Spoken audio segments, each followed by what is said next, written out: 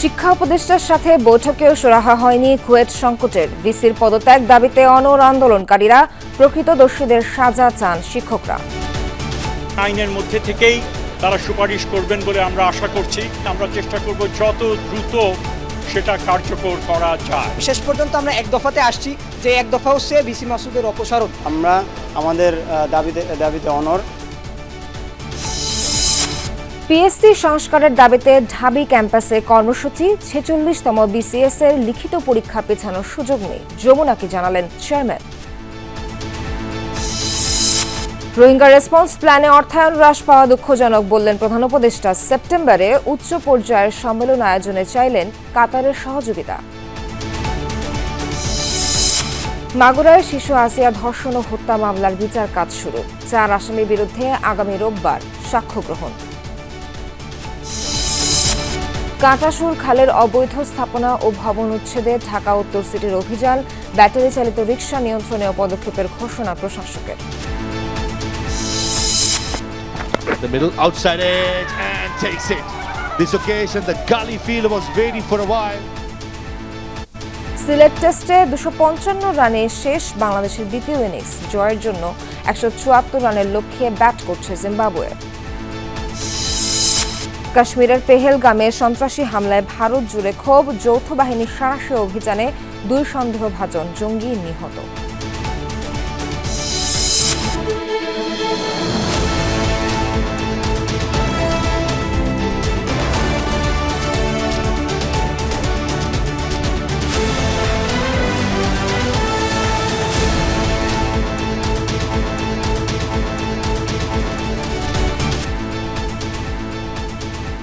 স্বাগত সবাইকে, আমন্ত্রণ দুপুরে বাংলাদেশে। এতক্ষণ শিরোনাম দেখছিলেন, পুরো খবর জানাতে সঙ্গে আছি নাবিলা সোহার।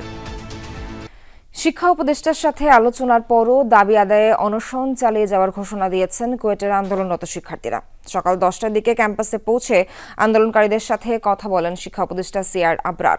তবে ভিসির পদত্যাগ বা অপসারণ না করা পর্যন্ত নিজেদের অবস্থানে অনড় থাকার কথা জানান শিক্ষার্থীরা। পরে শিক্ষা উপদেষ্টা জানান, এ বিষয়ে ইউজিসি 3 সদস্যের কমিটি করেছে। সেই কমিটি যে সুপারিশ করবে আইনের মধ্যে থেকে সে আলোকে দ্রুত সিদ্ধান্ত নেওয়া হবে। তাই সেই সময়টুকু পর্যন্ত ধৈর্য ধরে অনশন কর্মসূচি প্রত্যাহারের আহ্বান জানানো হয়েছে আন্দোলনরতদের। শিক্ষা উপদেষ্টা চলে যাওয়ার পর ক্যাম্পাসে বিক্ষোভ করেন শিক্ষার্থীরা। তাদের অভিযোগ, উপাচার্য তাদের নিরাপত্তা দিতে ব্যর্থ হয়েছে। আরও বলেন, 18 ফেব্রুয়ারি সংঘর্ষের ঘটনায় যারা প্রকৃত দোষী তাদের শাস্তি না দিয়ে উল্টো 37 শিক্ষার্থীকে সাময়িক বহিষ্কার করা হয়েছে। আইনের মধ্যে থেকেই আমাদের যে ইনকোয়ারি কমিটি, অত্যন্ত কম্পিটেন্ট ইনকোয়ারি কমিটি, তারা সেই আইনের মধ্যে থেকেই তারা সুপারিশ করবেন বলে আমরা আশা করছি।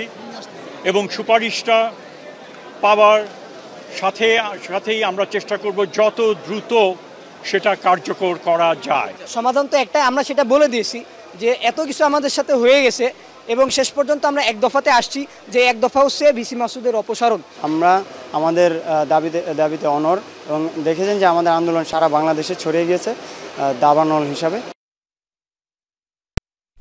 এদিকে দুপুরে ক্যাম্পাসে সংবাদ সম্মেলনে শিক্ষকরা জানান, 18 ফেব্রুয়ারির সংঘর্ষের ঘটনায় প্রকৃত দোষীদের শাস্তি নিশ্চিত না হওয়া পর্যন্ত ক্লাসে ফিরবেন না তারা।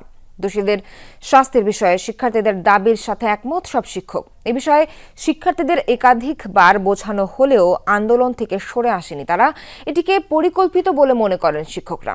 একই সাথে সংবাদ সম্মেলনে জানানো হয়, উপাচার্যের পদত্যাগের দাবি প্রত্যাখ্যান করেছেন শিক্ষকরা। তারা মনে করেন এই দাবি শিক্ষকদের অপমানের শামিল। এই ক্যাম্পাসের এই সুনাম নষ্ট করে, এই ক্যাম্পাসটাকে বাজি ধরে, এটাকে ব্যাটেল গ্রাউন্ড বানিয়ে কার এজেন্ডা বাস্তবায়ন হচ্ছে এটা নিয়ে আমরা শঙ্কিত। ভিসি নিয়োগ তো আমরা করিনি, আর ভিসি নিয়োগের হাতে তো আমাদের কোনো হাত নেই। ছাত্ররা দাবি জানাতেই পারে, কিন্তু যেগুলা 5টা দাবি যৌক্তিক, আমরা বলছি এগুলা মানার জন্য আমরা তোমাদের সাথে একমত। আর এগুলা যদি ভিসি না মানে, ভিসির বিরুদ্ধে আমরা আন্দোলন করব। দর্শক, এই বিষয়ে আমরা আরো জানবো। কুয়েট ক্যাম্পাসে এই মুহূর্তে আছেন আমাদের সহকর্মী প্রবীর বিশ্বাস। একটু প্রবীরের কাছে যেতে চাই। প্রবীর, বিকেলে তো দেশ জুড়ে ব্লকেটে ডাক দেওয়া হয়েছে, এ ব্যাপারে আন্দোলনরত শিক্ষার্থীরা সবশেষ কি বলেছে, আর প্রশাসনের তরফ থেকে কোনো উদ্যোগ কি দেখতে পাচ্ছেন কিনা? গোলযোগের এখন কোনো সম্ভাবনা নাই এই মুহূর্তে, কারণ শিক্ষা উপদেষ্টা যিনি এসেছিলেন তিনি বলে গেছেন 3 সদস্য বিশিষ্ট কমিটি গঠন করা হয়েছে। সেই কমিটি দ্রুত সময়ের মধ্যে প্রতিবেদন দেবে এবং সেই প্রতিবেদনের আলোকে আইনের মধ্য থেকে দ্রুত সময়ের মধ্যে ব্যবস্থা গ্রহণ করা হবে। এবং শিক্ষার্থীরা যে আন্দোলন শুরু করেছিল দেখতে পাচ্ছেন তারা সে আমরণ অনশন সেটি তারা চালিয়ে যাচ্ছে এবং 32 জন শিক্ষার্থী এই আন্দোলনে সামিল হয়েছিল, এখন 23 জন আছে বলে আমাদেরকে জানানো হয়েছে। অপরদিকে কিছু সময় আগে শিক্ষকদের পক্ষ থেকে তাদের অবস্থানটা স্পষ্ট করা হয়েছে। দুটো বিষয় তারা বলেছে শিক্ষকরা, যে প্রথমত তারা এই বিশ্ববিদ্যালয়ের শিক্ষার পরিবেশ, শান্তি পরিবেশ এবং শিক্ষার্থীদের মধ্যে ভিতরকার যে সম্পর্ক সেটা তারা সুদৃঢ় করতে চায়। তবে শিক্ষার্থীরা যে আন্দোলন করছে যে দাবি নিয়ে, 1 দফা দাবি উপাচার্যের পদত্যাগ, সেটি তারা প্রত্যাখ্যান করেছে এবং সেই সুদৃঢ়ভাবে তারা তাদের অবস্থানটা ব্যাখ্যা করেছে। তারা বলেছে যে শিক্ষকদের এই দাবি, শিক্ষার্থীদের এই দাবি শিক্ষকের জন্য অপমানজনক এবং অসম্মানকর। কারণ সেদিন যে ঘটনা ঘটেছিল 18 ফেব্রুয়ারি, সেদিন শিক্ষকরাও যেমন লাঞ্ছিত হয়েছিল, একইভাবে উপাচার্যকে লাঞ্ছিত করা হয়েছিল শারীরিকভাবে, মানসিকভাবে, তার গায়ে থুতু নিক্ষেপ করা হয়েছিল বলেও শিক্ষকরা অভিযোগ করেছে।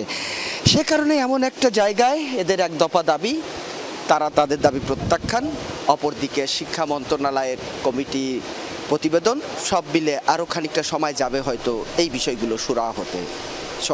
প্রবীর, অসংখ্য ধন্যবাদ আপনাকে। পাবলিক সার্ভিস কমিশন পিএসসি সংস্কারের 8 দফা দাবিতে long walk two reform PSC কর্মসূচি পালন করা হয়েছে। দুপুরে ঢাকা বিশ্ববিদ্যালয় কেন্দ্রীয় গ্রন্থাগারের সামনে অবস্থান কর্মসূচি পালন করা হয়। 46তম বিসিএস এর লিখিত পরীক্ষার প্রশ্ন নতুন করে করা, প্রশ্ন ফাঁস রোধে উপযুক্ত ব্যবস্থা গ্রহণ, জট নিরসন, পদের অপচয় রোধে 44তম বিসিএস এর ফল বা ভাইভা গ্রহণ শেষে 46তম বিসিএস এর লিখিত পরীক্ষা গ্রহণের দাবি জানান আন্দোলনকারীরা। এছাড়া খাতা মূল্যায়নে গতি আনা, নিরপেক্ষতা নিশ্চিতে কমিশনে বসিয়ে খাতা দেখার ব্যবস্থা করা ও দ্রুত অধ্যাদেশ জারি করে কমিশনের সদস্যদের সংখ্যা 25 থেকে 30 জনে উন্নীত করারও দাবি তাদের। দ্রুত দাবি না মানলে কঠোর কর্মসূচি দেওয়ার হুঁশিয়ারি দেন আন্দোলনকারীরা। 46তম বিসিএস প্রশ্ন প্রিলিমিনারি প্রশ্ন ফাঁসের মাধ্যমে কিছু অংশ প্রবেশ করেছে, পাস করেছে। আমরা চাই তাদেরকে সবাইকে বহিষ্কার করে আমরা একটা কলঙ্ক মুক্ত 46তম বিসিএস লিখিততে বসতে চাই। সবার আগে পিএসসি কে সংস্কার করতে হবে, তারপরে রাষ্ট্রের সংস্কার। আমরা মাননীয় প্রধান উপদেষ্টা সহ আমাদের উপদেষ্টা মণ্ডলীদের উদ্দেশ্যে বলবো যে আপনারা কি আমাদের আন্দোলনের শক্তি টেস্ট করে দেখতেছেন? বিসিএস এর মৌখিক পরীক্ষার নম্বর আগের মতো 100তে নেওয়া হবে, কিন্তু 8 মে থেকে শুরু হতে যাওয়া 46তম বিসিএস এর লিখিত পরীক্ষা পেছানোর সুযোগ নেই। যমুনা টেলিভিশনের সাথে চাকরি প্রত্যাশীদের দাবি দেওয়া সম্পর্কিত আলাপে এই কথা জানিয়েছেন বাংলাদেশ সরকারি কর্ম কমিশন পিএসসির চেয়ারম্যান অধ্যাপক ডক্টর মোবাশ্বের মোনেম। বলেছেন, পিএসসি সংস্কারের বিষয়ে আন্দোলনকারীদের বিভিন্ন দাবির ব্যাপারে তিনি একমত, তবে বিধি পরিবর্তনের জন্য প্রয়োজনীয় সময় দিতে হবে। আলামিন হক অহনের রিপোর্ট। উচ্চশিক্ষা শেষে চাকরির পেছনে ছুটছেন এই যুবকরা। পছন্দের শীর্ষে বিসিএস, কিন্তু লিখিত পরীক্ষায় প্রথম সারিতে স্থান পেলেও মৌখিক পরীক্ষায় রাজনৈতিক বিবেচনা ভাবায় তাদের। একটা আপুর দেখলাম 500 পাস পেয়ে সে ট্যাক্স ক্যাডার হয়ে গেছে, আবার আরেকটা আপুর দেখলাম 549 নাম্বার পেয়েও সে কিন্তু কোনো ক্যাডার পায় নাই। নিজেদের মতদর্শের লোক ঢোকানোর জন্য হয়তোবা এখানে একটা বড় ফ্যাক্টর হিসেবে কাজ করতে পারে ভাইবার মার্কটা। সকলেরই দাবি যে ভাইবাতে মার্কসটাকে কমে 50-এর নিচে আনা। আগামী 8 মে 46তম বিসিএস এর লিখিত পরীক্ষা, একই সময়ে হচ্ছে 44তম বিসিএস এর মৌখিক পরীক্ষাও। তাই 46তম বিসিএস এর লিখিত পরীক্ষা পেছানোর দাবি তাদের। তবে পিএসসি বলছে, যারা 46তম বিসিএস এর লিখিত পরীক্ষায় বসবে তাদের পূর্বের বিএসসির মৌখিক পরীক্ষা 16 জুন পর্যন্ত স্থগিত করা হয়েছে। তাই পরীক্ষা পেছানোর দাবি অযৌক্তিক। আমরা বিজিপিএস বাদে এমন একটা জায়গায় ছাপাতে চাচ্ছি যেখানে ছাপালে আমরা মনে করি যে আমরা সন্তুষ্ট থাকব। আমরা এমন জায়গায় ছাপাতে যাচ্ছি যেখানে নিশ্চিত নিরাপত্তা প্রদান করবে প্রশ্নপত্রের ছাপার ব্যাপারে। ওই প্রেসটা একটা সার্টেন টাইমের পরে আমাদের কাছে অ্যাভেলেবল হবে না। পিএসসি নিজেও মনে করে মৌখিক পরীক্ষার 200 নম্বর পরীক্ষার্থীদের ক্ষতিগ্রস্ত করতে পারে, তাই 47তম বিসিএস থেকেই মৌখিক পরীক্ষা হবে 100 নম্বরে। যেহেতু অ্যাডভার্টাইজমেন্টের সময় 200 ছিল এবং হঠাৎ করে যদি 100 নম্বরের ভাইবা নেওয়া হয় তাহলে হয়তোবা মামলার একটা সুযোগ তৈরি হয়, লিটিগেশন হতে পারে। সেই বিবেচনায় হয়তোবা সরকার ভেবেছে যে 47, যেহেতু আমরা অ্যাডভার্টাইজমেন্ট করছি, এই কমিশন করছে, 47 থেকে সেটা চালু করার কথা সরকার ভেবেছে। এছাড়াও পরীক্ষার নম্বর উন্মুক্ত করে দিতে চায় কমিশন। সমস্ত পরীক্ষার ফলাফল আমরা প্রার্থীদেরকে জানিয়ে দেব। এটা বিধি পরিবর্তন না করে করা সম্ভব না, সুতরাং আমরা বিধি পরিবর্তনের জন্য যে প্রয়োজনীয় ব্যবস্থা সেটা এখন নিচ্ছি। চেয়ারম্যান জানান, পিএসসিকে সংস্কার করতে প্রতি বছর একটি বিসিএস কার্যক্রম শেষ করা, পুলিশি ভেরিফিকেশন, স্বচ্ছতা আনা সহ নানান কাজ করা হচ্ছে, যা চাকরি প্রত্যাশীদের চাওয়ার সাথে মিলে যায় বলে মনে করেন পিএসসি চেয়ারম্যান।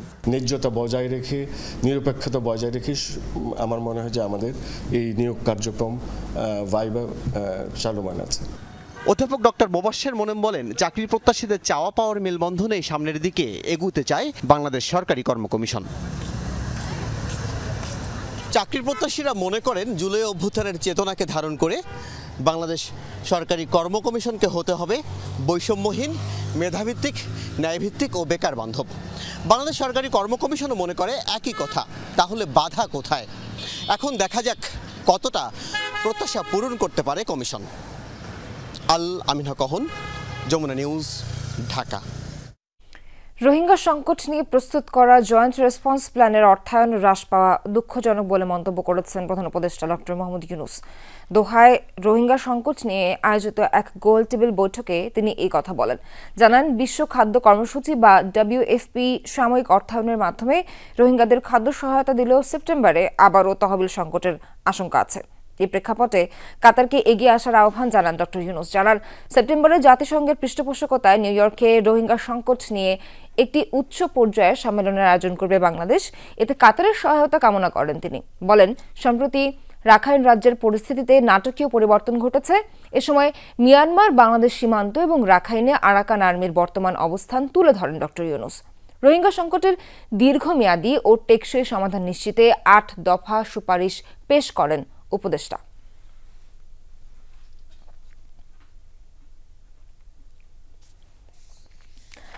মানি লন্ডারিং প্রতিরোধ আইনে ডক্টর মোহাম্মদ ইউনূসের বিরুদ্ধে দুদকের করা মামলা বাতিল করেছে আপিল বিভাগ। প্রধান বিচারপতি সৈয়দ রেফাত আহমেদের নেতৃত্বাধীন আপিল বিভাগ এই আদেশ দেন।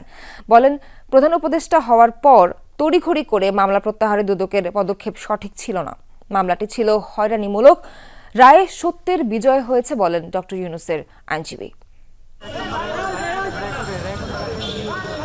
নিম্ন আদালত থেকে উচ্চ আদালত, আপিল বিভাগ, গ্রামীণ টেলিকম কর্মীদের লভ্যাংশের 25 কোটি 22 লাখ টাকা আত্মসাতের অভিযোগে দুদকের মামলায় আদালতের দ্বারে দ্বারে ঘুরেছেন নোবেলজয়ী ডক্টর মোহাম্মদ ইউনূস।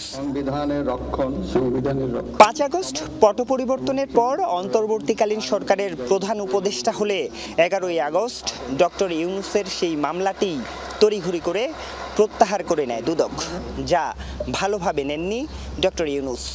আইনি লড়াইয়ে নিষ্পত্তির আবেদন করেন তিনি। এই প্রত্যাহারটা হচ্ছিল যে সরকারের অনুগ্রহ দিয়ে প্রত্যাহার করা, যেন পরবর্তীতে আবার এই মামলাটা রিভাইভ করতে পারে। কয়েক দফা শুনানি শেষে বুধবার ডক্টর ইউনূসের আবেদন গ্রহণ করে মামলাটির কার্যক্রম বাতিল করে দেন প্রধান বিচারপতি সৈয়দ রেফাত আহমেদের নেতৃত্বাধীন 4 সদস্যের আপিল বিভাগ। তৎকালীন দুদকের চেয়ারম্যান তিনি 11 তারিখ কোর্টে একটা মামলা উইথড্রয়ালের পিটিশন দিলেন। আমাদের অগোচরে, আমরা জানি না, আমরা আসামি, আমাদেরকে কোনো নোটিশও করা হয় নাই। 11 তারিখে শুনানি করলেন। শুনানি করে আমাদের এই মামলাটা প্রত্যাহার করে নিলেন। একতরফা শুনানিতে ডক্টর মোহাম্মদ ইউনূস সহ বাকি যারা 7 জন আছেন সবাইকে এই মামলা থেকে খালাস দিয়েছেন। দুদক বলছে মামলাটির প্রক্রিয়া সঠিক ছিল না, তাই প্রত্যাহারের আবেদন করা হয়েছিল। দেনা পাওনা যেখানে কম বেশি হবে অবশ্যই সেটা সিভিল কোর্টে সেটেল হবে। এর জন্য কোনো মানি লন্ডারিং কেস বা 409 টাকা আত্মসাতের মামলা হবে না। এটা তো আত্মসাৎ না, দিয়েই দিচ্ছে, টাকাটা পুরাটাই দিয়ে দিচ্ছে। সেইখানে বেশি কি কম পেয়েছে, কে বেশি পেয়েছে, কে কম পেয়েছে, এই সামান্য অংশ নিয়ে যে ডিসপুটটা ছিল সেটা সিভিল কোর্টে হবে, নট ক্রিমিনাল কোর্টে। ক্রিমিনাল লায়াবিলিটি এখানে থাকেই না। মামলাটিতে ডক্টর ইউনুস ছাড়াও অভিযুক্ত করা হয়েছিল গ্রামীণ টেলিকমের এমডি সহ 14 জনকে।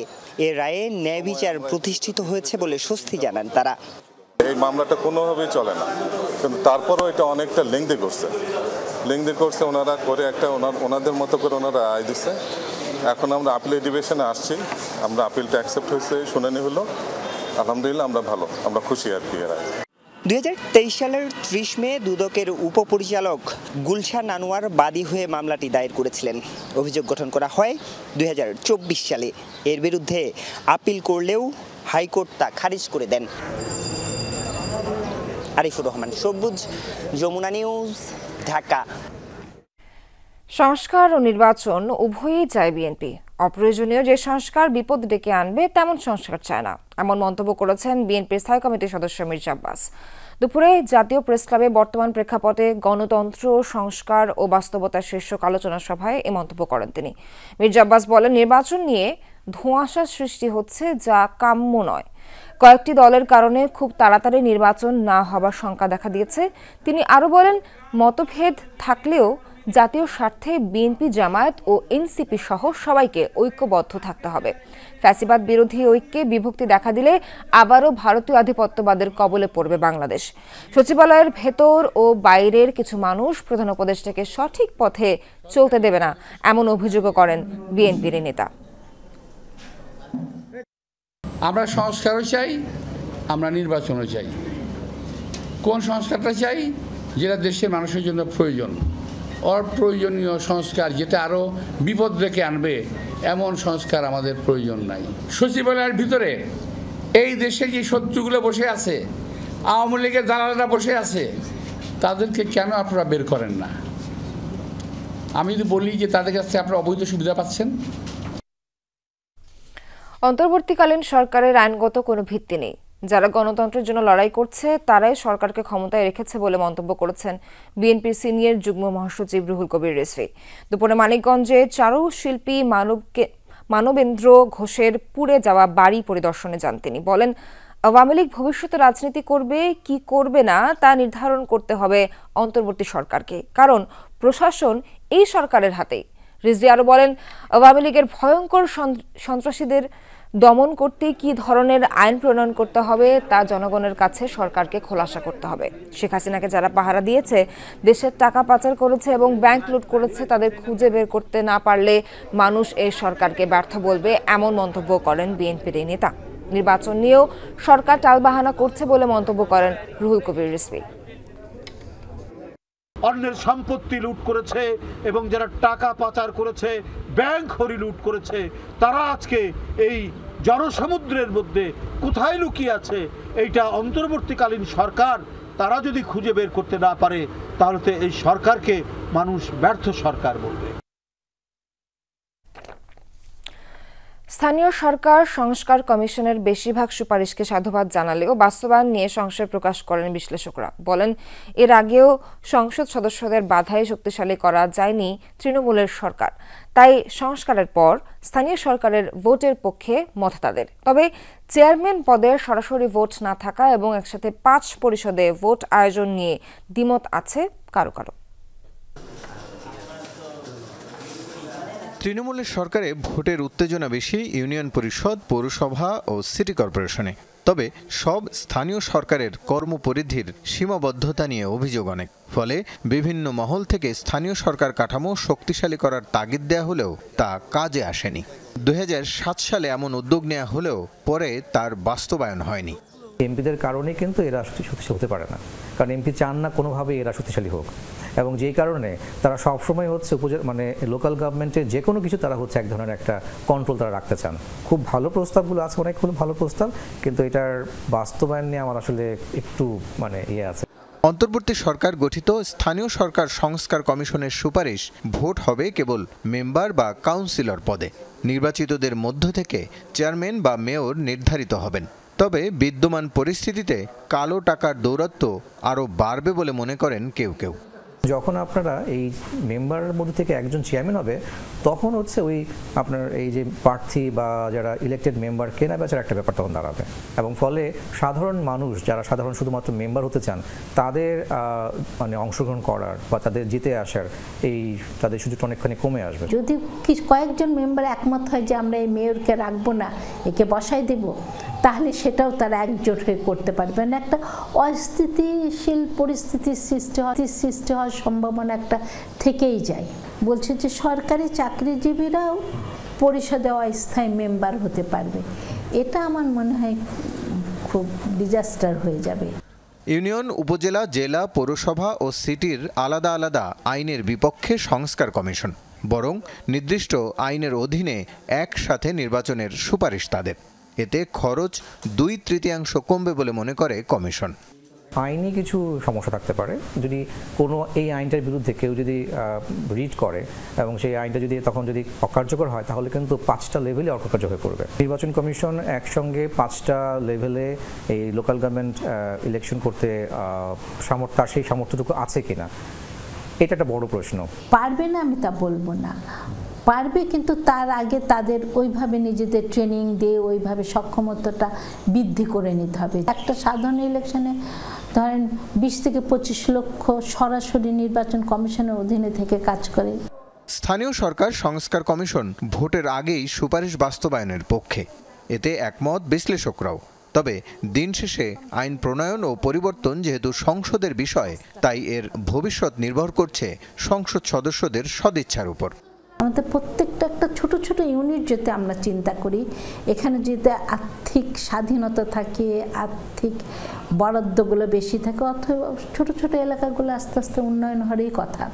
তৃণমূলের সেবা বৃদ্ধি স্থায়ী রূপ দিতে রাজনৈতিক দলগুলোর প্রতিশ্রুতি আদায়ের উপর জোর দিয়েছেন বিশ্লেষকরা। প্রার্থীদের সাথে মুখোমুখি অনুষ্ঠান করতে হবে। রাসেল আহমেদ, যমুনা নিউজ, ঢাকা। মাগুরায় শিশু আসিয়া ধর্ষণ ও হত্যা মামলার বিচার কাজ শুরু হয়েছে।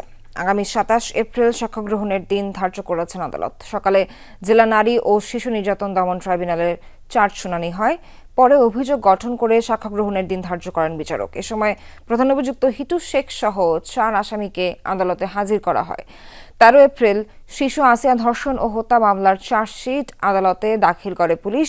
মামলায় বলা হয়, গত 6 মার্চ মাগুরা সদরের নান্দুয়ালি গ্রামে বোনের বাড়িতে বেড়াতে গেলে বোনের শ্বশুর হিটু শেখ তাকে ধর্ষণের পর হত্যা চেষ্টা করে। চিকিৎসাধীন অবস্থায় 13 মার্চ রাজধানীর সম্মিলিত সামরিক হাসপাতালে শিশু আসিয়ার মৃত্যু হয়। এ ঘটনায় আসিয়ার মা বাদী হয়ে মামলা করেন। এরই মধ্যে আদালতে জবানবন্দিতে হিটু শেখ ধর্ষণের দায় স্বীকার করেছে। বিজ্ঞ আদালত বলেছেন যে চার্জশিট ভুক্ত 1 থেকে 3 নম্বর আসামিদের বিরুদ্ধে প্রসেস যাবে। 1 থেকে 3 নম্বর যারা সাক্ষী তাদের বিরুদ্ধে প্রসেস যাবে এবং তারা বিজ্ঞ আদালতে এসে সাক্ষ্য দিবেন। জুলাই আগস্ট হত্যা মামলার আসামি ধরতে ঊর্ধ্বতন কর্তৃপক্ষের অনুমতি লাগবে না, ডিএমপির সার্কুলার স্থগিত করেছেন হাইকোর্ট। বুধবার বিচারপতি ফাতেমা নজিব ও বিচারপতি শিকদার মাহমুদ রাজির হাইকোর্ট বেঞ্চ এ আদেশ দেন। একই সঙ্গে ডিএমপির এই সার্কুলার কেন অবৈধ ঘোষণা করা হবে না জানতে চেয়ে রুল জারি করা হয়েছে। রিটটি দায়ের করেন সুপ্রিম কোর্টের আইনজীবী জসিমউদ্দিন।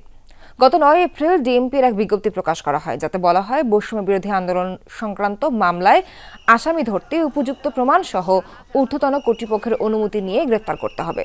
রিটকারী আইনজীবী বলছেন, ডিএমপির সার্কুলারটি ছিল বেআইনি।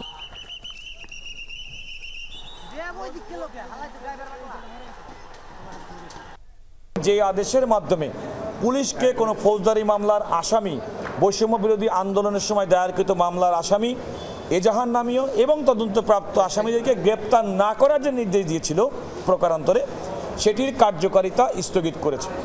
এই আদেশের ফলে পুলিশ অত্যন্ত স্বাধীনভাবে তারা এখন তাদের দায়িত্ব পালন করতে পারবে। অবসরপ্রাপ্ত মেজর সিনহা মোহাম্মদ রাশেদ খান হত্যা মামলায় আসামিদের ডেথ রেফারেন্স ও আপিলের উপর শুনানি শুরু হয়েছে। দুপুরে বিচারপতি মোহাম্মদ মোস্তাফিজুর রহমান ও বিচারপতি মোহাম্মদ সগির হোসেনের দ্বৈত হাইকোর্ট বেঞ্চে এই শুনানি শুরু হয়। রাষ্ট্রপক্ষে মামলার পেপার বুক পড়া শুরু করেছেন deputy attorney general Shamima Sultana. আসামি পক্ষে উপস্থিত রয়েছেন সিনিয়র আইনজীবী SM শাহজাহান। এর আগে প্রধান বিচারপতি মামলাটি নিষ্পত্তির জন্য এই বেঞ্চে পাঠান। 2020 সালের 31 জুলাই রাতে টেকনাফ মেরিন ড্রাইভ সড়কের শামলাপুর চেকপোস্টে পুলিশের গুলিতে নিহত হন সিনহা মোহাম্মদ রাশেদ খান। এই ঘটনায় করা মামলার বিচার শেষে 2022 সালের 31 জানুয়ারি কক্সবাজার জেলা ও দায়রা জজ আদালত 2 জনকে মৃত্যুদণ্ড, 6 জনকে যাবজ্জীবন ও 7 জনকে খালাস দিয়ে রায় দেন আদালত। পরে নিয়ম অনুসারে মৃত্যুদণ্ডপ্রাপ্ত টেকনাফ থানার সাবেক ওসি প্রদীপ কুমার দাস ও পরিদর্শক লিয়াকত আলীর মৃত্যুদণ্ডাদেশ অনুমোদনের জন্য ডেথ রেফারেন্স মামলার যাবতীয় কার্যক্রম হাইকোর্টে পাঠানো হয়। ছোটখাটো অপহরণ সমতলে যেমন হচ্ছে তেমনি হচ্ছে পাহাড়েও।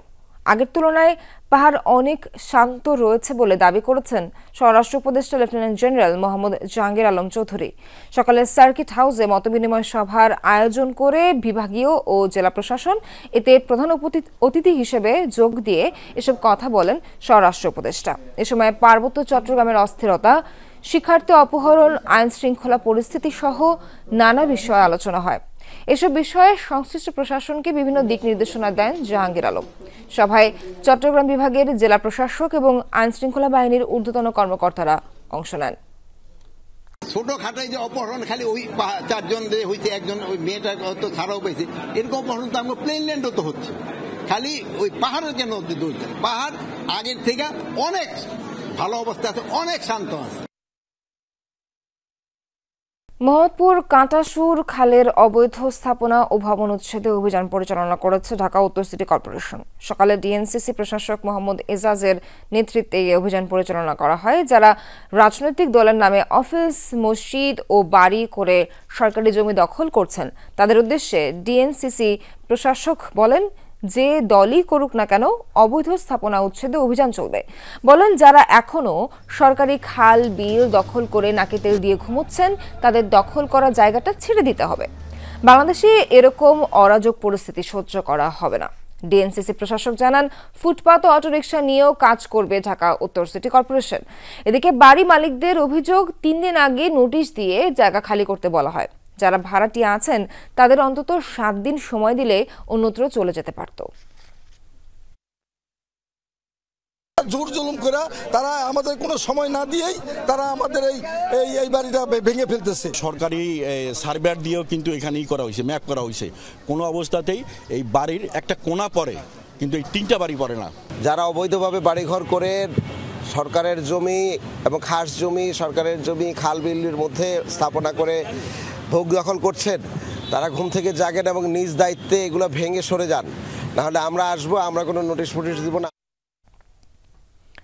কুমিল্লার বুড়িচংয়ে রেললাইন থেকে 3 যুবকের মরদেহ উদ্ধার করেছে পুলিশ। ধারণা করা হচ্ছে তারা ট্রেনে কাটা পড়ে মারা গেছেন। কুমিল্লা রেলওয়ে পুলিশ ফাঁড়ির ইনচার্জ সোহেল মোল্লা জানান, সকালে বুড়িচংয়ের মাধবপুর এলাকায় রেললাইনের ওপর ছিন্ন ভিন্ন অবস্থায় 2 জনের মরদেহ এবং অপরজনকে গুরুতর আহত অবস্থায় দেখতে পান স্থানীয়রা। কিছুক্ষণ পর আহত যুবকও মারা যান। খবর পেয়ে ঘটনাস্থলে পৌঁছায় পুলিশ। মরদেহগুলো উদ্ধার করে হাসপাতালের মর্গে পাঠানো হয়েছে। নিহতদের পরিচয় এখনও নিশ্চিত হওয়া যায়নি। প্রাথমিকভাবে পুলিশ ও স্থানীয়দের ধারণা, ট্রেনে কাটা পড়েই এই করুণ মৃত্যু। যখন রেললাইনে হাঁটতেছিল তখন ধরেন এই যে আসছে, আইসা দেখতেছে যে রেললাইনে এখানে পড়ে আছে। প্রথম তো ভয় আসে নাই, এসে হয়তো বসছে এখানে, ট্রেন তো সমানে 2টে আসে, তারা হয়তো এই সাইডে বসছিল, হয়তো ট্রেন দিয়ে 2টে আসছে, তারা বলতে পারবে না এই দিন হয়তো এরকম ঘটনা হতে পারে। ভোর 4টার দিকে ঘটনা। 3 জনে এখনো অজ্ঞাত, কারোর পরিচয় শনাক্ত হয় নাই। চট্টগ্রাম থেকে ঢাকাগামী ডাউন লাইনে এই ঘটনা ঘটছে। নোয়াখালীর সুবর্ণচরে দেখা দিয়েছে ভূগর্ভস্থ পানির সংকট। ফলে চাষাবাদ নিয়ে বিপাকে এই অঞ্চলের কৃষক, মিলছে না সুপেয় খাবার পানীয়। কৃষি বিভাগের পরামর্শ, পানি সাশ্রয়ী ফসলের আবাদ বাড়াতে হবে। খরতাপে চৌচির প্রান্তর, পানি শূন্য পুকুর জলাশয়। শত চেষ্টায়ও কাঙ্ক্ষিত পানি মিলছে না টিউবওয়েলগুলোতে। নোয়াখালীর সুবর্ণচর উপজেলায় সেচ পাম্পের অনুমতি আছে 245টির। বিপরীতে 3000-এর বেশি পাম্প বসানো হয়েছে গোটা উপজেলায়। নির্বিচারে ভূগর্ভস্থ পানি তুলে নেয়ায় স্তর নিচে নেমে যাচ্ছে।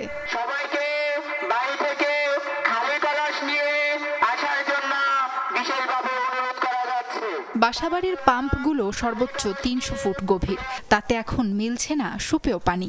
পিপাসা মেটাতে বেসরকারি উদ্যোগে প্রতিদিন সরবরাহ করা হচ্ছে 12,000 লিটার পানি। এলাকাতে আমাদের ডিগিতে কল নাই, আমরা অন্য এলাকার যা পানি আনতেছি। নাগরিকরা একদিন পর একদিন আসি আমাদেরকে পানি দিতে চাইছে, যে বিভিন্ন সংস্থা আছে যেমন সরকার আছে, এরা কি এটা দেখে না, এটা কি যেটা জানা না এই দেশে যে পানির সংকট, মানুষ এত অশান্তি বিরাজ করতেছে। চাষাবাদের জন্য সেচ পাম্প বা গভীর নলকূপগুলো প্রায় 1,500 ফুট গভীর থেকে পানি তুলছে। কৃষক বলছে আগের মতো জল মিলছে না চরে, ফলে বদলে যাচ্ছে আবাদ চক্র। আঙ্গ কল হানি উড়ে না, ডিগি তো হানি থাকে না, হুয়ার করতে পারি না, গাছ দুতেই না। ডিপ অয়েলে পাতাল থেকে আমাদের এখানে দ্রুত ব্যাগে পানিগুলো টেনে নিয়ে যায়, যেই কারণে আমাদের টিউব অয়েলগুলোতে পানি উঠে না। পরিবেশবাদী ও সমাজকর্মীরা বলছেন মেঘনা খাল পুনর্খনন, স্লুইস গেট নির্মাণ, পুকুর দিঘি খনন করে ভূপরিভাগে পানি সংরক্ষণ করতে পারলে চাপ কমবে ভূগর্ভস্থ পানির উপর। বালির একটি স্তর রয়েছে এখানে, সুপ্রিয় পানির যে স্তর থাকে সেই স্তরটি আসলে ভেঙে যাওয়ার ফলে সুপ্রিয় পানি লেয়ার অনেকটা নিচে নেমে যাচ্ছে। নদীগুলো আছে, উপশাখাগুলো আছে এবং সুবর্ণচরের মধ্যে বেশ কিছু খাল আছে, এগুলোকে যদি পুনর্খনন করা হয় তাহলে আমাদের এখানে যে পানির যে বিশুদ্ধ পানির যে ঘাটতি, ভূগর্ভস্থ পানি যে উত্তোলন করা লাগতেছে, এটাকে বাদ দিয়ে ওই বৃষ্টির পানি দিয়ে কিন্তু আমরা আমাদের ফসলগুলা এখানে আমরা করতে পারবো। অনুমোদনহীন সেচ যন্ত্র বন্ধে ব্যবস্থা নেওয়ার আশ্বাস সংশ্লিষ্ট কর্মকর্তার। ধান চাষ থেকে সরে এসে এই এলাকার উপযোগী অন্য কোনো কম পানি সাশ্রয়ী প্রযুক্তি ব্যবহার করে অন্য কোনো ফসল উৎপাদন করা যায় কিনা এই ব্যাপারেও আমরা কাজ করে যাব। অনুমোদনবিহীন সেচ যন্ত্রগুলো আগামী মৌসুমে চালুর পূর্বে অবশ্যই আমরা এটা মনিটরিং করব।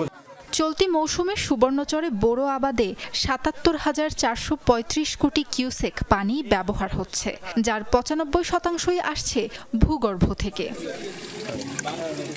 সাবরিনা লিজা, যমুনা নিউজ। ভবিষ্যতের বিদ্যুৎ চাহিদা মেটাতে নবায়নযোগ্য বিদ্যুৎ বাড়ানোর তাগিদ দিয়েছেন অভিজ্ঞরা। দেশের প্রথম নবায়নযোগ্য জ্বালানি উৎসবে একথা বলেন তারা।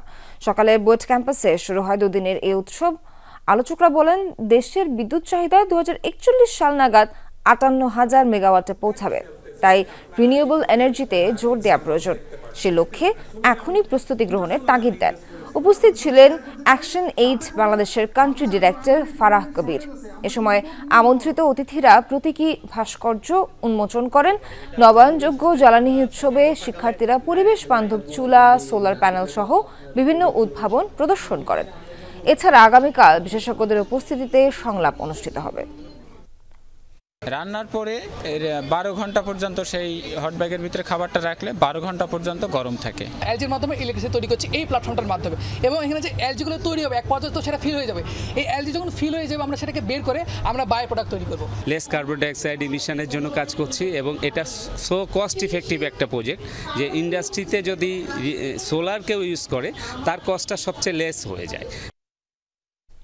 এবারে জানাবো খেলার খবর। বাংলাদেশ জিম্বাবুয়ে টেস্ট সিরিজের খবর জানাই। সিলেট টেস্টের দ্বিতীয় ইনিংসে 255 রানে অল আউট হয়েছে বাংলাদেশ। জয়ের জন্য 174 রানের সাধারণ টার্গেটে তাড়া করতে নেমে ভালো শুরু করেছে জিম্বাবুয়ে। শেষ খবর পর্যন্ত অতিথিদের স্কোর বিনা উইকেটে 52 রান। আগের দিনের 4 উইকেটে 194 রান নিয়ে ব্যাটিং করতে নেমে শুরুতেই নাজমুল শান্তর উইকেট হারায় বাংলাদেশ। স্কোর বোর্ডে কোনো রান যোগ করার আগে 60 রান করা শান্ত মুজরাবানির পেসে কাটা পড়েন। এরপর জাকির আলীর সঙ্গী হন মেহেদী হাসান মিরাজ, কিন্তু মিরাজও বেশিক্ষণ স্থায়ী হননি। মাত্র 11 রান করে মুজরাবানির পঞ্চম শিকারে পরিণত হয়ে এই অলরাউন্ডার কাটা পড়লে 210 রানে ষষ্ঠ উইকেট হারায় বাংলাদেশ। জাকির আলী অনেক একাই লড়াই করার চেষ্টা করেন। শেষ উইকেটে সঙ্গীহীন জাকির দ্রুত রান করার চেষ্টায় 58 করে ফেললে 255 রানে অল আউট হয় বাংলাদেশ। 6 উইকেট দিয়েছেন মুজরাবানি। এর আগে স্বাগতিকদের প্রথম ইনিংসে করা 191 রানের জবাবে জিম্বাবুয়ে করেছিল 273। দর্শক, সিলেট টেস্ট কভার করছেন আমাদের সহকর্মী হাসান আল মারুফ। আমরা একটু মারুফের সঙ্গে কথা বলতে চাই। মারুফ, ছোট টার্গেটে জিম্বাবুয়ে তো বেশ ভালো শুরু করেছে, ম্যাচ কি বাংলাদেশের হাতছাড়া হয়ে যাচ্ছে কিনা, কি মনে হচ্ছে? সোহার, বাংলাদেশের যে পারফরমেন্স, আমার মনে হয় জিম্বাবুয়ের ব্যাটাররা আসলে বাংলাদেশকে চোখে আঙ্গুল দিয়ে দেখিয়ে দিচ্ছে কিভাবে টেস্ট ক্রিকেট খেলতে হয় বা বাংলাদেশের সমস্যাটা কোথায়। এই যে বাংলাদেশের ব্যাটাররা যেভাবে খেলেছে ঘরের মাঠে, আমরা ওপেনিংয়ের কথা যদি বলি, 2 ইনিংসে ওপেনাররা যেভাবে ব্যর্থ হয়েছেন বা যেভাবে ধারাবাহিকভাবে ব্যর্থতার পরিচয় দিচ্ছেন, জিম্বাবুয়ের আগের ইনিংসে 69 রানের ওপেনিং জুটি ছিল, এই ইনিংসে এখন পর্যন্ত 50-এর বেশি তারা জুটি গড়ে ফেলেছেন। জিম্বাবুয়ের 2 ওপেনারকে বাংলাদেশের বোলাররা নিতে হিমশিম খাচ্ছেন, উইকেট নিতে পারছেন না। বিপরীতে বাংলাদেশের ব্যাটাররা ঘরের মাঠে কেউই আসলে থিতু হতে পারছেন না, উইকেট ছুড়ে দিয়ে আসছেন জিম্বাবুয়ের আনকোরা বোলারদের বিপক্ষে। একমাত্র মুজারাবানি ছাড়া কেউই কিন্তু টেস্টে অত অভিজ্ঞ কোনো প্লেয়ার কিন্তু জিম্বাবুয়ের নেই। সেই জায়গায় বাংলাদেশ যেভাবে খেলছে ঘরের মাঠে জিম্বাবুয়ের বিপক্ষে, র্যাঙ্কিংয়ের সবচেয়ে পিছিয়ে থাকা দলগুলোর একটি, সেখান থেকে বাংলাদেশের টেস্ট ক্রিকেটে আসলে আরও একবার প্রশ্ন ওঠে বাংলাদেশের সামর্থ্য, মানসিকতা, অ্যাপ্রোচ নিয়ে। নাজমুল শান্ত বলছিলেন এই টেস্টের আগে যে নতুন কিছু দেখাতে চান এই জিম্বাবুয়ে টেস্ট দিয়ে, টেস্ট ক্রিকেটের সংস্কৃতি পরিবর্তন করতে চান। বাংলাদেশ হয়তো নতুন কিছু দেখবে, নতুন একটা শুরু। সেই শুরু আসলে কতটুকু করতে পেরেছেন, আমার মনে হয় এই টেস্ট পরে যদি নাজমুল শান্ত আসেন প্রেস কনফারেন্সে, তাকে সেই প্রশ্নটা করা হবে, তিনি হয়তো বলতে পারবেন ভালো। তবে জিম্বাবুয়ের বিপক্ষে বাংলাদেশের যে ব্যর্থতা, আমার কাছে মনে হয় লাল বলের ক্রিকেটে আসলেই বিসিবির আবারও ভাবা উচিত, গুরুত্ব দেওয়া উচিত, কাদেরকে খেলানো উচিত, কারা আসলে কি পারফর্ম করছে সেই ভিত্তিতে আসলে আবার মনে হয় আমার কাছে মনে হয় দলটা নতুন করে গঠন করা উচিত। সোহার মারুফ, অসংখ্য ধন্যবাদ আপনাকে। ভয়াবহ সন্ত্রাসী হামলার পর ব্যাপক জোরদার করা হয়েছে ভারত নিয়ন্ত্রিত কাশ্মীরের নিরাপত্তা। উপত্যকা জুড়ে চলছে যৌথ বাহিনীর অভিযান। বারমুল্লায় সেনাদের সাথে ব্যাপক সংঘর্ষে নিহত হয়েছে 2 সন্ত্রাসী। হামলার পেছনে পাকিস্তানের দিকে অভিযোগের তীর ছুটছে বিজেপি নেতারা সহ অনেকে, যদিও এমন অভিযোগ উড়িয়ে দিয়েছে ইসলামাবাদ। অপরূপ সৌন্দর্যের লীলাভূমি, ভারতে পর্যটকদের অন্যতম আকর্ষণ জম্মু কাশ্মীর ভয়াবহ রক্তপাতের সাক্ষী হলো আবারও। মঙ্গলবার দুপুরে পর্যটন নগরী পেহেলগামের পাহাড়ি এলাকা বৈসারণে সন্ত্রাসীদের এলোপাতাড়ি গুলিতে নিহত হন 26 জন। ঘটনার পরপরই শ্রীনগরে ছুটে যান স্বরাষ্ট্রমন্ত্রী অমিত শাহ। উপত্যকা জুড়ে চলছে যৌথ বাহিনীর চিরুনি অভিযান। বুধবার বারামুল্লায় ব্যাপক বন্দুকযুদ্ধ হয় সেনা ও সন্ত্রাসীদের মধ্যে, ঘটে হতাহতের ঘটনা। ব্যাপক অস্ত্র গোলাবারুদ উদ্ধারের কথাও জানিয়েছে নিরাপত্তা বাহিনী। কাশ্মীরে হামলার কারণে সৌদি আরব সফর সংক্ষিপ্ত করে সকালেই দেশে ফিরেছেন প্রধানমন্ত্রী নরেন্দ্র মোদী। বিমানবন্দরে জাতীয় নিরাপত্তা উপদেষ্টা অজিত দেভাল, পররাষ্ট্রমন্ত্রী সুব্রামানিয়াম জয়শঙ্কর এবং পররাষ্ট্র সচিব বিক্রম মিশ্রের সাথে বৈঠক করেন তিনি। অপরাধীদের বিচারের আওতায় আনার ঘোষণা দেন মোদী। সামাজিক যোগাযোগ মাধ্যমে দেয়া পোস্টে হামলার দায় স্বীকার করেছে সশস্ত্র গোষ্ঠী কাশ্মীর রেজিস্ট্যান্স বা দ্য রেজিস্ট্যান্স ফ্রন্ট TRF। গোষ্ঠীটিকে লস্কর-ই তাইয়্যিবার প্রক্সি গ্রুপ বলে উল্লেখ করছে ভারতীয় গণমাধ্যম। পাকিস্তানি গোয়েন্দা সংস্থা ISIর সমর্থন পুষ্ট বলেও অভিযোগ রয়েছে। হামলার জন্য পাকিস্তানকে দায়ী করছেন অনেক বিজেপি নেতা। পাকিস্তানের আতঙ্কবাদীরা জঘন্য অপরাধ করেছে। পেহেলগামে যে হামলা হয়েছে তা মানবতাকে হত্যা। এই ঘৃণ্য অপরাধের মূল্য চুকাতে হবে পাকিস্তানকেও এবং আতঙ্কবাদীদেরও। এটা নিশ্চিত যে যারা এই ঘটনা ঘটিয়েছে তাদের ছেড়ে দেয়া হবে না। পাকিস্তান একটি দুর্বল রাষ্ট্র, আরো একবার নিজেদের দুর্বলতার প্রমাণ দিল।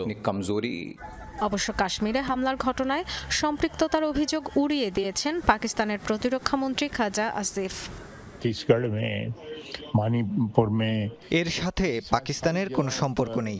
যে কোনো জায়গায় সন্ত্রাসী কর্মকাণ্ডের বিরোধী আমরা।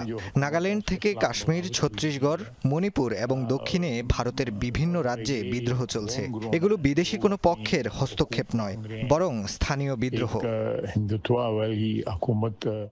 সন্ত্রাসী হামলার প্রতিবাদে জম্মু কাশ্মীরের বিভিন্ন শহরে চলছে বিক্ষোভ। পাকিস্তান বিরোধী স্লোগানের পাশাপাশি সরকারের প্রতিও ক্ষোভ ছাড়ছে অনেকে। Dorothy Tastrin, Jamuna news. এবার হাঙরের আক্রমণে এক ইসরায়েলের মৃত্যু ঘিরে নেট দুনিয়ায় চলছে তুমুল আলোচনা। প্রাণঘাতী হামলার ভিডিও ভাইরাল হয়েছে সোশ্যাল মিডিয়ায়।